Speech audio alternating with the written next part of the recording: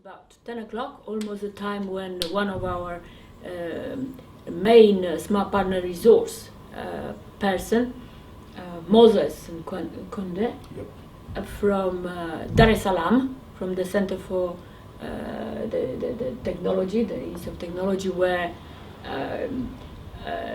the focus during the dialogue in Dar es Salaam was, for the first time, probably on supercomputer and high-performance computers and so on.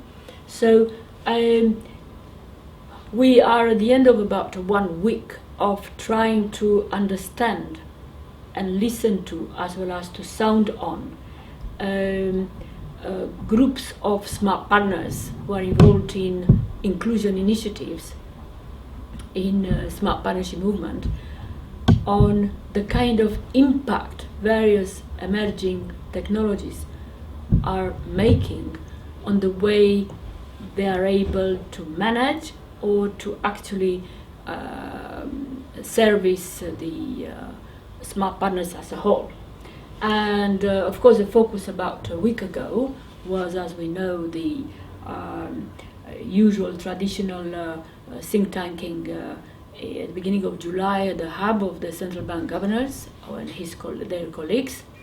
And this time, first time, in addition to inputs from some of the best technology relevant to the financial technology people present, there were smart partners from inclusion initiatives, particularly on quality and standards, and but also those who are heads of national smart partnership hubs, and also those preoccupied with implementing, carrying forward national visions.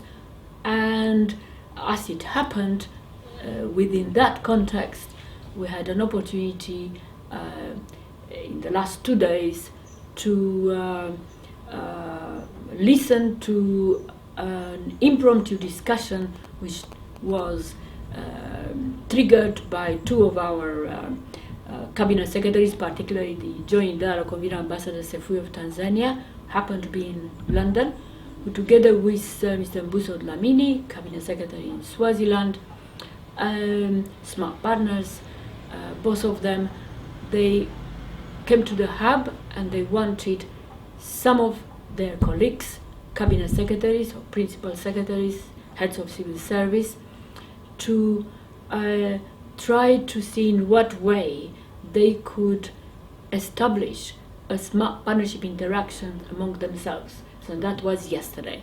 So I thought that the 1 week in the CPTM Smart Partners Hubs activity, so to speak, support to the smart partners was so intensive and so rich that Moses would be able to encapsulate the whole thing, and probably next week, together with Lekoma Motibasiala, who is still around here until early August, we'll try to make sense of, and with webcasts that we have in plan, to make sense of the moving forward. It's very, very successful week. It was a very successful week, most useful, one of the best ones we had for a long time. So, Moses. Thank you very much. I mean, besides you lose us in about 10 minutes that we have into blockchains and all that, what was the reason why you thought that you would have been essential as an example of people who are preoccupied in supercomputer, use of supercomputer and digital technology? Why do you think it was essential you to be around? Which was? Thank you very much, Mihaela. It's essential because, like what we discussed yesterday with Chief Secretary, is technology is a tool that enable different sector to use it to achieve the goals that they've set. And we didn't try to tell them technology. Exactly. We yesterday, tried to listen to their problems. We just listened to their problems, but all the discussion that we had last week was revolving on digital financial inclusion that utilize A lot of technology with specificity using ICT to achieve all the goals that they've set out. And if you can remember, into our discussion, we look on how mobile technology has really penetrated and facilitates to spread the engagement, to engage people, accessibility. accessibility into the banking services to people who were unbanked before. And we did look at how this revolution has changed things in Kenya, Tanzania, and other Southern African countries. Swaziland, and Zambia, Lesotho, Swaziland. Exactly. Yeah. And the new type of interactions between countries that were not there before. For example, using of mobile technology for cross-border transactions.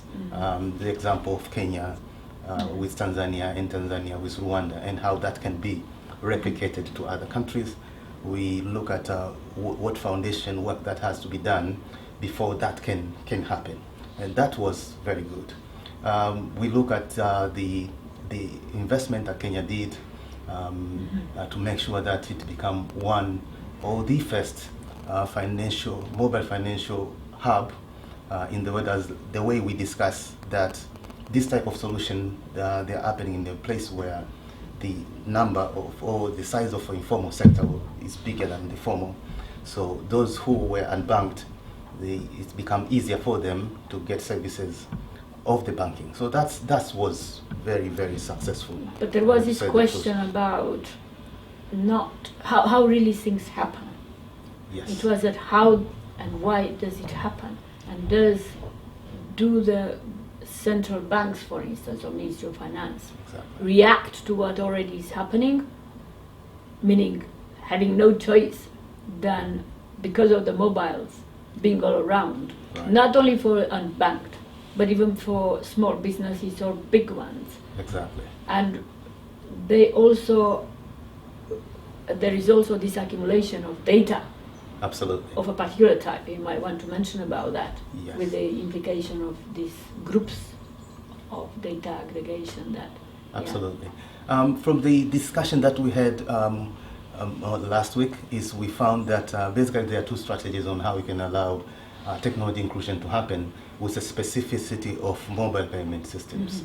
That some countries they allowed first the technology to move while they were looking at how it's evolving, and then started to regulate it as it is reaching a certain level. And those countries, they have been able to get the big achievement in mobile payment inclusion. And there's other countries which they set aside regulating framework before this payment system comes. The advantage and disadvantage of all those two approaches is if you let the technology or mobile companies to expand the services, you can reach more people faster. If you regulate first, there's a problem of the penetration rate will be much slower, much slower. And like there was a case in Swaziland, or in there are a number of situations. There are a number of situations. So it depends on the choice that the country is taking on how to allow the technology inclusion to happen. But the regulation wasn't necessarily the major discussion. It was the standard and interoperability. Absolutely. Which is not necessarily appreciated, that needs to take place. Exactly. Or that is taking place by default. Absolutely. Without necessarily Bureau of Standards being involved. And so there was this question from ITU on International Telecommunication Union. Absolutely. Professionals who were with us, who brought in particularly the issue of achieving interoperability. Otherwise, never mind how much technology you have, there isn't. Yeah, so the question was, are the National Bureau of Standards involved in the currently making up of standards? Absolutely. And if you can remember in the discussion, we realized that for that to happen, there must be a number of players working together to make sure that digital financial inclusion is happening in the country. And we identify that central banks, they are crucial. Telecommunication Regulatory Authority is very, very important. standard bodies, they have to be included. Consultative councils, consumer consultative councils, they are very important, and fair competition commissions. So this ecosystem of 5 players is very crucial to make sure that digital financial inclusion is happening in the speed that we desire. And I suppose the national statistical offices will need to be captured, or the e-government units, of course, and be part of it. They are essential. They are essential, especially to accelerate the diffusion and to make sure that... But to be aware about the kind of data and statistics that are going on real time. Absolutely. There's another dimension in our discussions where we have to find a new way on how 3 entities in any government, they can work together to make sure that data is flowing in a proper way and exchange of data set is exchanged properly. And these are e-governance agencies of countries, because those are the ones that they are making sure that those services which are desired, digital services of the government, they can reach the masses. There's the issue of data which are generated by these systems. How statistics office is supposed to being able to work with other entities, but with inclusion of National Auditing Office to define the data sets that they can exchange together to facilitate these new initiatives that, in our of data. discussion with colleagues in Malaysia, by the way of open data initiative that they already are implementing for a number of years. Exactly. They have a particular way of dealing with that, and they have a coordinating overall committee. So anyway, we exchange on that also. So probably we need to look into what different countries do. Exactly. Ambassador Sefue, for instance, said he was in charge of the Open Data Initiative since a number of years ago. Which is a very good thing. It's a very, very good thing, because he's cabinet secretary, by the way. Absolutely. So it makes the decisions to be happening faster. But one thing for him managing crisis. Absolutely. But one thing that need to be known, especially in the open government initiatives, is, for example, for the case of Malaysia, we know that they have Personal Data Protection Act, which define how data which have a relationship with individual person are supposed to be protected. And that act, it is giving the guidelines on how open data initiative they are going to be shared. Even though they have created committees in every ministry, agencies of the government. It's molded in the Malaysian context. It's molded in the Malaysia context. Yeah, so it is important to have those committees so that they can define data sets which can be shared, but to be mindful of Personal Data Protection Act, so that they cannot expose data that... I mean, the tourism that yes. Dr. Amiruddin from Cybersecurity Institute, the Chief Executive, and colleagues Nizam gave us an example of how open data in Malaysia came about to be probably useful. That's an example. But in different countries, there's different context. Absolutely. And different regulatory maturity, different things. In the meantime, I don't think that technology can wait until countries mature themselves in all sorts of other directions. Exactly. So the mobile issue in Kenya took over everybody's imagination on how it penetrated, and it developed M-Pesa and all the rest of it. Yes. It didn't wait for regulations or other things to emerge, or absolutely, and sitting down for strategies. It just kind of... That's very correct. And if you look at the... there are emerging impacts. Emerging impact in the report of McKinsey on the number of the people in the world that are unbanked. The number is very big. And one of the reasons why there's a big number of people who are unbanked in this world is because of compliance and the regulatory regulations which is put in the banking system, where it doesn't allow people who are earning... Wouldn't one also think that in addition to the fact they are unbanked, there are these other situations emerging, bitcoins and so on, Absolutely. which doesn't necessarily, digital currency, which doesn't necessarily goes through the usual conventional banks. And that's a new opportunities. I mean, So- for example, the mobile payment system Yeah. took an advantage of big size of the population that and banked and providing or leveraging on the infrastructure which has been built Yeah. to offer this service of payment Mhm. that allow even people that they earn small amount of monies per day. That doesn't allow them to get banking services of conventional banking. We know. It's amazing But to there is a see new- technology developing at the Royal Society. Exactly. At the science exhibition. Exactly. And there's a new technology that we also have discussed it last week concerning about blockchain technology, which one example of it, which is very known now in the world, is the solution of a Bitcoin.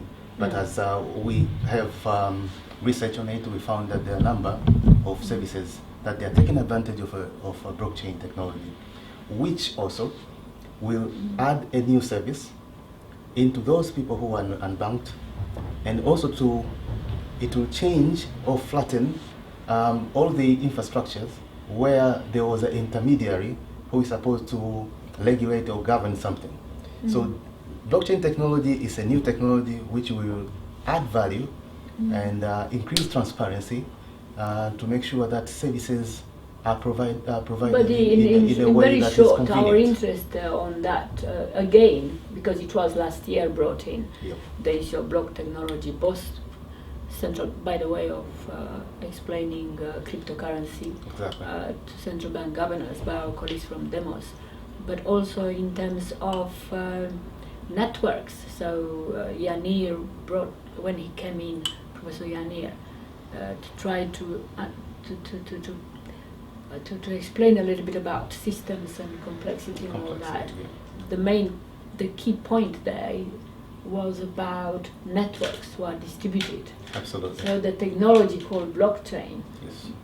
It's taking advantage its of main It's- its main feature is the ability to distribute ledgers. Absolutely. As far as, yeah, so it could be so the preoccupation of UBS and big giants in cities like London, Yeah. Canary Wharf. Yes, That's what probably is all about. It is. It is. This distributed nature. This of, good nature uh, of the technology. interactions. Absolutely. which, And like the way we see it, there are a number of applications that they can take That advantage we of need a to work. blockchain. Yes. For example, this is- smart contracts to add transparency into it. The issue of how to manage land registry of the country, where you can manage plots much properly. Blockchain technology, as we discuss it, it is application that can take advantage of all services which are offered in a distributed nature.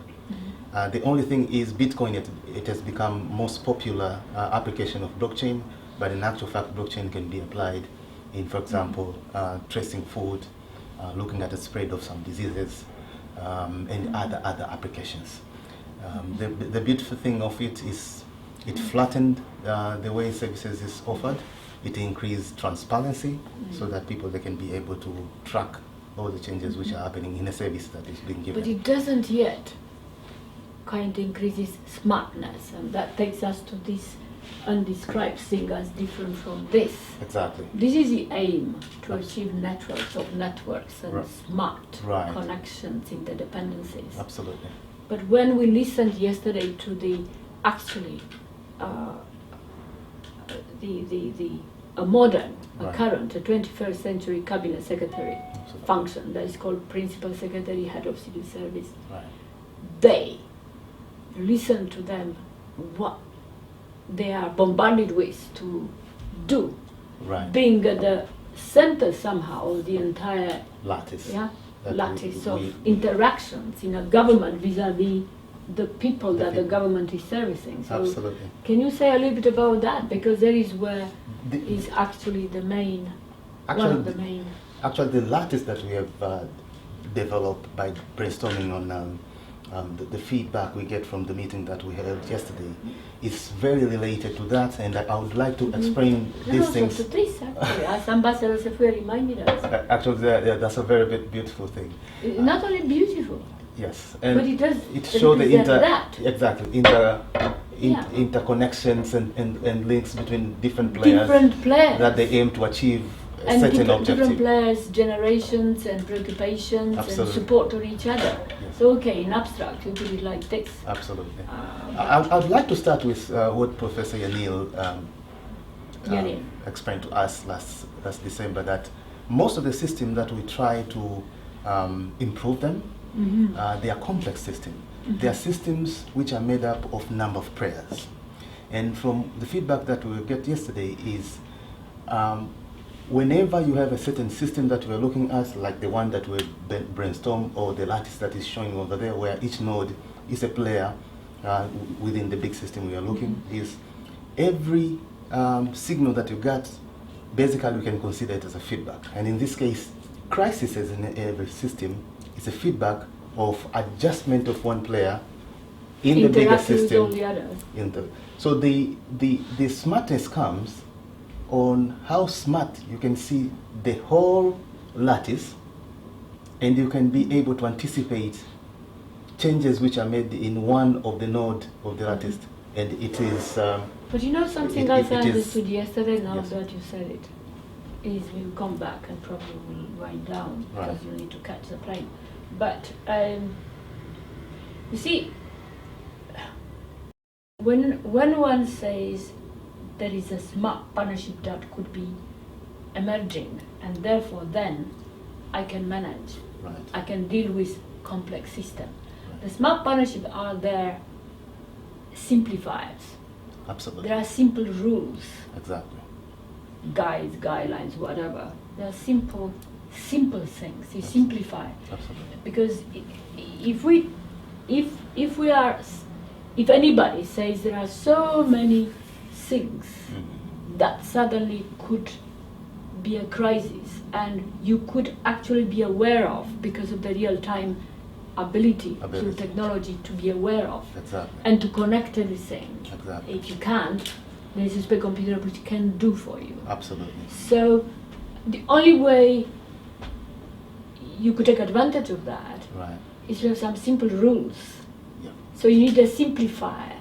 Absolutely. So this map partnership, which is an interconnection between people who are into the system Right. and who are actually evolving crisis because they are disconnected, They're disconnected. probably.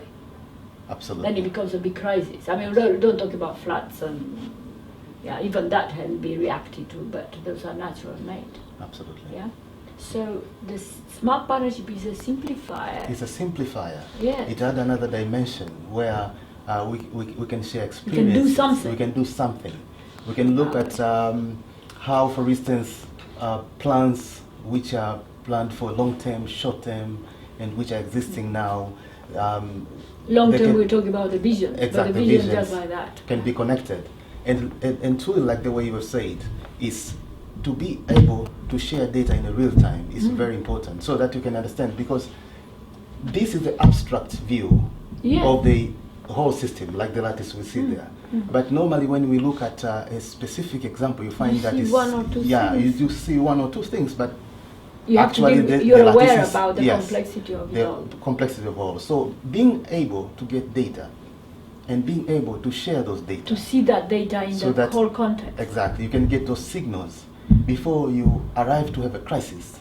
which it will enable, will take you time, it will take time. and by the time you do it, another crisis, and even more complex Yes. system. So And the that's- truth of the matter is, in systems, crisis will always be there. The most important thing is to be able to get real-time data, to be able to interpret them, and if possible, to to be start shared to at work the same time. at the same time. So this is a very important thing about And the that probably complexity gives you of short, yes, Yes. short and long. exactly. But as I said, this complexity is going to become a tyranny for everybody, like the real time is a tyranny. Absolutely. So, well, I mean, the more smart partnership interactions and engagements, We'll the have more what- you can deal with this massive awareness of data and Abs- signals. exactly. Actually. So depending on the complexity of this latency, you'll find that sometimes you can be overwhelmed of size of information that are generating out of it. And that's where we come to a phenomenon of big data. the capability of being able to mine them in real time. Well, the analytical part. The analytical part of it. So it's really very important, first of all, to identify all the players who are making up these big lattice that is there, to define their importance, to be able to view from far.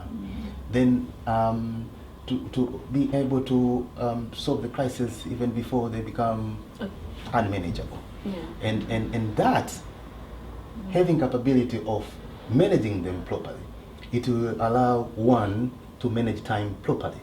Because we have known that if a system is having too many crises, one, you'll find that you're spending more time in managing crisis and not doing the strategic things. Because we know that most of the staff, they have to do, allocate more time to do strategic or visionary activities. But if one believes that there is no such a thing as a strategy without crisis, I mean, any strategic kind of thing will imply that there will be crisis. Absolutely. Including short term.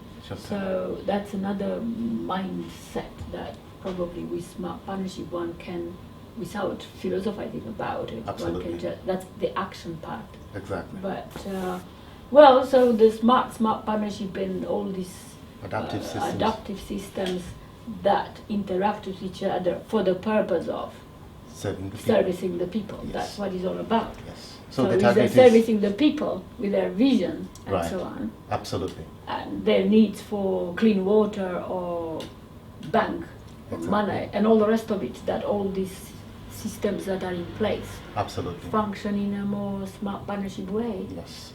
So, Yeah, I totally agree with you. Is Okay. we need to look at it more smartly. We need to consider systems as adaptive systems so that they can be able to change with any changes that is happening in the lattice. We need to look at how the time resources is spent to make sure that all When the we goals say we smart partners. so what are you going to do into all this? Because your background is more into what? What do you say is your background into? Where do you come from? What is your perspective? Well, my qualifications is I'm from, Computing. supercomputing is computing basically, but as we understand, supercomputer now is a tool which can be applied in different areas. So I'm so much interested with data now, how data is used in different sectors. And how data is understood. And that is understood. Yeah. But So we're going to put together a landscape or framework of these issues. Absolutely. Not only on technology, because it's very easy to look at the technology or the institutional infrastructure. I mean, let's set up a e-government unit. That's not what we're talking about. Exactly. Or let's kind of look at what big data might mean. That's what we're talking about. Absolutely. Or in a very simplest way, since we have abstractly created this lattice, we are going to look at the way on how data can flow in a real time and be able what to impact give this data, yes, whatever it is, exactly. open, closed, or whatever. darknet, Absolutely. Big data, with or without supercomputer, Yes. coming from everywhere. Exactly. How does it transform and revolutionize this lattice? Exactly. That's what it's about. Yeah, so that all the stakeholders, all players, all the nodes are like the way we can see with the actual, they'll get the information in the right time. Stakeholder. You know, we have a big problem with smart partnership movement, Right. which we'll need to sort it out. Absolutely. Because there are no words actually. The language doesn't allow us to explain what we mean. So we use words, Right. stakeholders, shareholders, without necessarily, and we go backwards. Absolutely. We know that, but if you say smart partner, it's not good enough. So that's the right, problem. right. So, Okay. like, very well that we have created this. This can be customized to mobile payment system. Can we as have a complex trademark for system. this, do you think? Well, we can just try to think of a generic term to Well, represent that's the lattice. another, the copyrights and so on, this common ownership. Right. Yeah, we haven't talked about that. Copyright. Copywriting and Creativity. creativity. Yeah. So this is not about the creativity as such. It's about the fact that copywriting is a different meaning into this context where open data is available. And that in itself, in Tanzania and everywhere else, that has to be a very big issue made for people to be aware that there is a common ownership. Absolutely. In addition to the typical copywriting, because there isn't such a thing anymore. Absolutely. I mean, it's not valid, there is, but it's not. It's a different meaning. So it has so many applications. It has so many applications. Okay. And there's a lot of values that So one can have. we have to kind of find a way, in addition to having central bank governors on their own to understand, or standards on their own, or cabinet secretary on their own, to have a small group which has all these type of people, including, of course, our fellows, heads of government. Absolutely. To see what does it mean, what do they, if they talk among themselves. Right. Like, for instance, yesterday cabinet secretaries try to explain the problems they have into nowadays. Right. With various data and so on. The same as the governors talked about, but were it to be a cabinet secretary here. Exactly. Also available. Actually, that would be a very good innovation, actually. Yes. To make sure that the big dialogues, that's what we do. Absolutely. But think tanking doesn't quite yet have these all perspectives. Absolutely. Focused on specific things. So maybe that's what we could do in kind of in the next few months. Exactly. Do that would be very innovative, like the way we normally do. We dialogue and we think tank. Yeah. And, we need to take by it in doing Tanzania as such to see concretely what that means, because this is an intellectual thing which absolutely everybody will get lost unless you hang on something concretely. Yeah, unless now I can tell you how good is a coffee, but unless I sweep it, I can't quite believe you. Absolutely. So have a good trip, and thank you very much. Thank you very much. And thank you for bringing Professor Mike Joy, your supervisor for your PhD. Thank you very much. And we'll